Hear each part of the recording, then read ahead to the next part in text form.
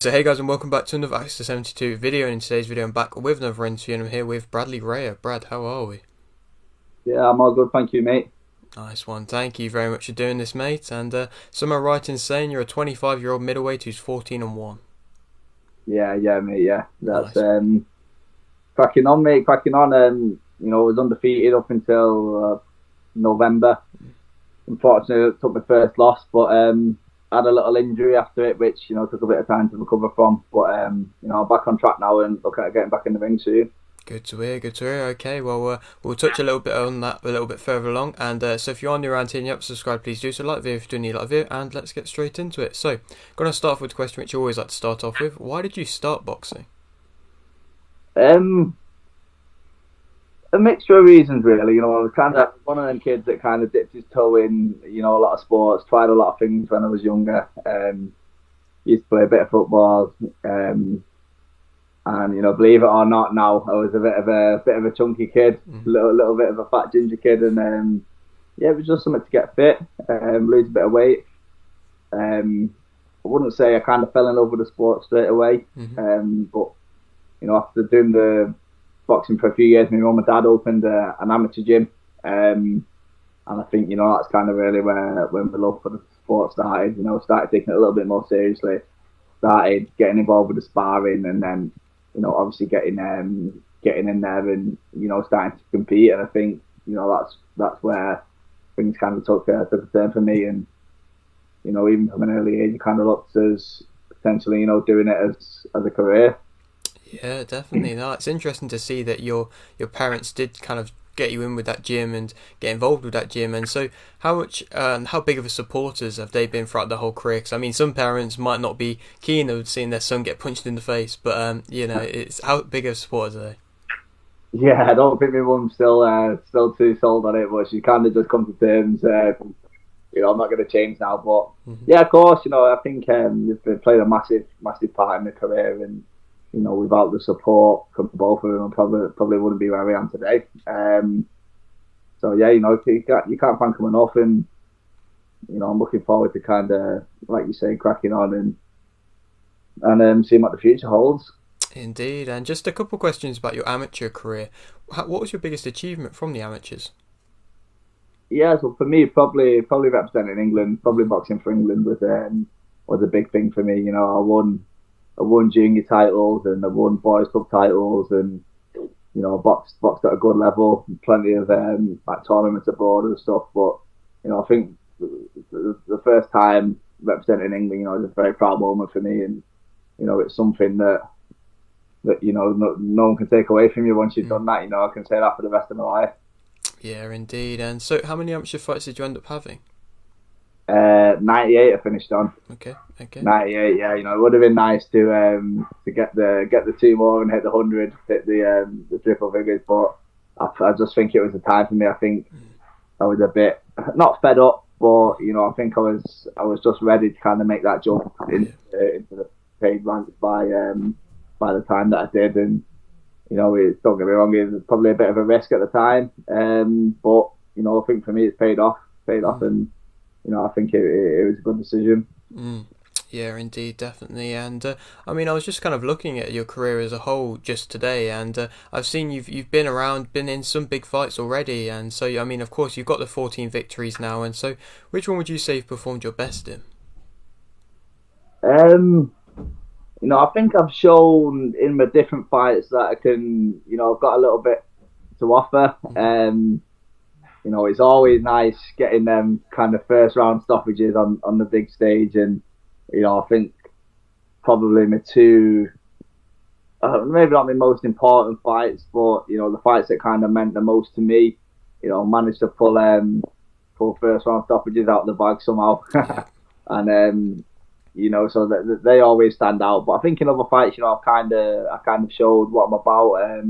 Obviously, the Jeff Smith fight Hmm. was the type of fight which I've always dreamed about being in. And I think that's kind of the fight where I really kind of caught people's attention and people started sitting up and taking notice a little bit. Yeah, indeed, indeed. Sorry if you can hear my pet as well.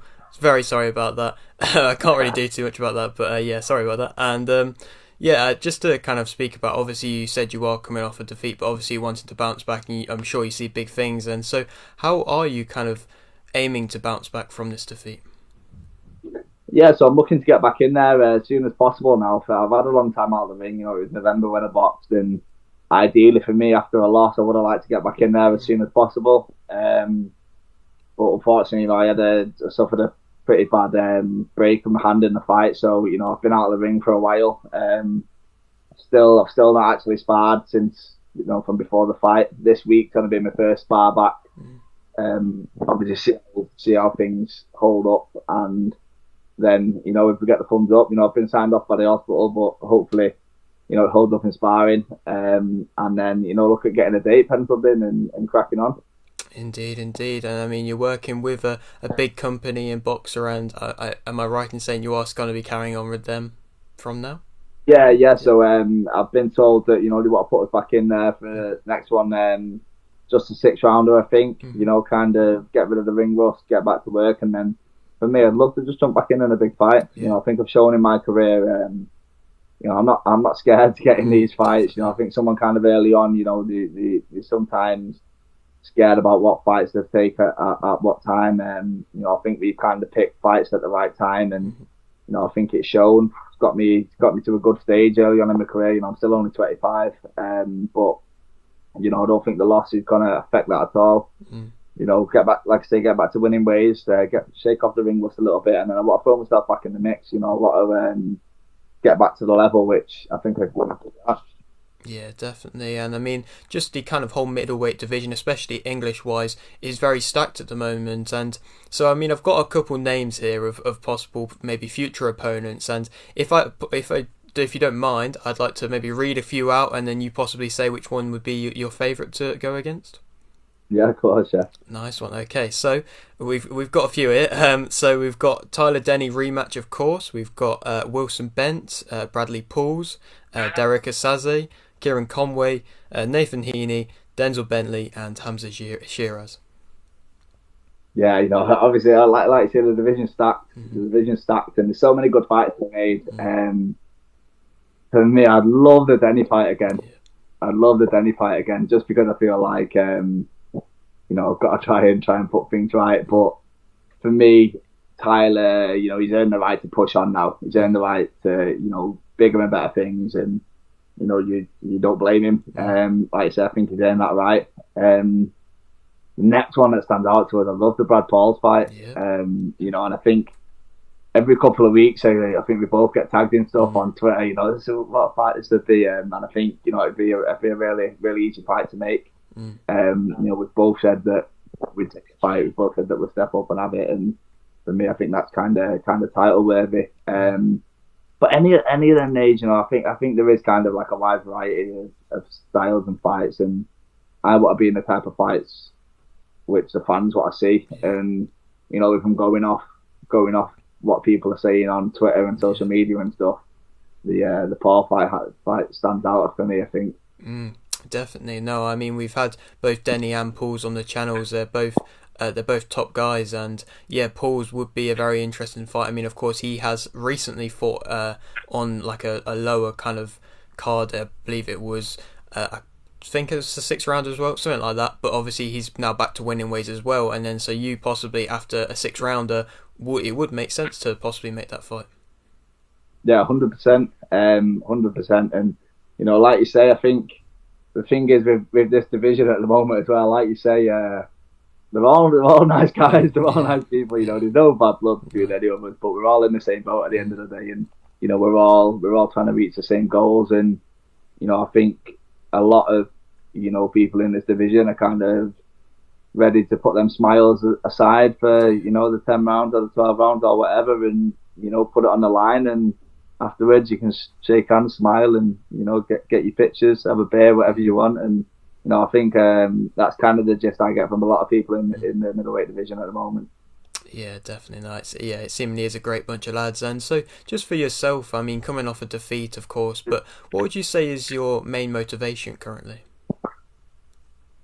At the moment, it's, you know, I want to prove the people wrong that, you know, watch that last fight, and you know, were writing me off, were saying, it's not all he's cracked up to be. For me, that was a bad performance. We all have bad days at the office, and for me, I think I've got a point to prove to a lot of people now who have kind of wrote me off. And that's going to give me that extra little edge, I think, that extra little push. And I look forward to getting back in there and showing them people what I can do. Definitely, no, indeed. And so, for anybody who's maybe not watched you fight before, just what would you say is your best attributes? Maybe not my best attribute for myself, but for people watching, I'd say maybe quite deceiving. I'm not what you'd expect at first glance, yeah. And I love putting on a show. I love entertaining. I love being in good fights, and maybe that's a bad thing for myself. But that's just the kind of type of fighter I am. I love getting stuck in. I love, like I say, I love putting on a show for people. And whether that's a good thing or a bad thing, I don't think I'm the one to be the judge of that. But yeah, that's for me at first glance. I like people having a look at me, tall, skinny, ginger kid, and I like them leaving the arena and go, bloody hell, I'm not expecting that. Where did that come from? No, definitely, indeed. I'm sure with a lot of your performances, that's definitely been the case. And just to kind of speak about one of your past fighters or past fights, you fought Lee Cutler. Of course, TKO, I believe, round 1, wasn't it? And it was a very dominant victory. And so, just what's your thoughts on him kind of past then? And would you ever maybe entertain a rematch now he is kind of a bit further along in his career as well as you? Yeah, so since the fight, I've always kind of kept in touch with Lee. I actually spoke to him last week, and I've seen he's got I think a title fight or some kind of title fight maybe on the Bournemouth show. I think he has gone down in weight now, which at the time he wasn't really big for middleweight, and I'm a very big middleweight. So I'd be very surprised if our paths do cross again. But wish him all the best, and I'll be rooting for him on that next show. I hope he gets the job done. Indeed. No, it's just one I was interested in. And just for yourself now, where would you like to see yourself in a year's time? Yeah, so I want to be back on track. I want to be where I was before that loss, and I want to be in good fights, picking up titles. I feel like the loss has kind of it's not knocked me too much. Apart from the injury, I would have kind of got back in there straight away. Took some time to kind of think things over, see where we went wrong, and we're in the gym, you're kind of correcting where we did go wrong already. So like I say, just keep improving, get in the mix for titles, get fighting for titles, and hopefully win titles. Indeed. Okay, great, nice one. Well, I'll leave with this final question, which I always like to ask. You've got a little bit of a platform here. Would you like to shout anything out? I just want to say a big thank you to all my supporters, everyone who tunes in, everyone who buys tickets. They've been patient with me in a moment. I've been getting messages every week, when's the next fight? And they've been very patient with me, and I'm sure, whenever the next fight gets announced, I'm sure they'll all be there rooting for me, and, I just can't thank them enough. And to obviously my sponsors as well, to all my sponsors who kind of look after me. Like I say, I've been out the ring, I've been injured a little bit, and their support has kind of kept me going, allowed me to train full time, and, again, I can't thank them all enough. Indeed, yes. Okay, great. Well, thank you very much for doing this, mate. Maybe a little bit further along down the line, we can come back and do another interview. Yeah, 100%, mate. Love to come back on. Nice one, okay. And so if you are new around here and you haven't subscribed, please do so. Like the video if you do need like the video, and thanks for watching.